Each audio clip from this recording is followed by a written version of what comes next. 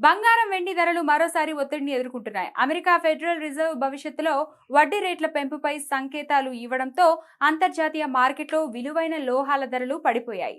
సాధారణంగా వడ్డీ రేట్లు పెరిగే అవకాశం ఉన్నప్పుడు పెట్టుబడిదారులు బంగారం వంటి ఆస్తుల నుంచి డాలర్, బాండ్ మార్కెట్ వైపు మొగ్గు చూపుతారు. దీంతో బంగారంపై కొనుగోలు ఒత్తిడి తగ్గి ధరలు క్షీణిస్తాయి. తాజా పరిణామాలతో స్పాట్ గోల్డ్, సిల్వర్ ధరలు అంతర్జాతీయ మార్కెట్లో దిగివచ్చాయి. వెండి ధరలు కూడా గణనీయంగా తగ్గి పెట్టుబడిదారులలో ఆందోళన పెంచాయి. ప్రపంచ ఆర్థిక పరిస్థితులు, ద్రవ్యోల్బణంపై అమెరికా కేంద్ర బ్యాంక్ తీసుకునే నిర్ణయాలు బంగారం, వెండి మార్కెట్లపై ప్రత్యక్ష ప్రభావం చూపుతున్నాయి. అందుకే ప్రస్తుతం పెట్టుబడిదారులు అప్రమత్తంగా వ్యవహరిస్తున్నారు.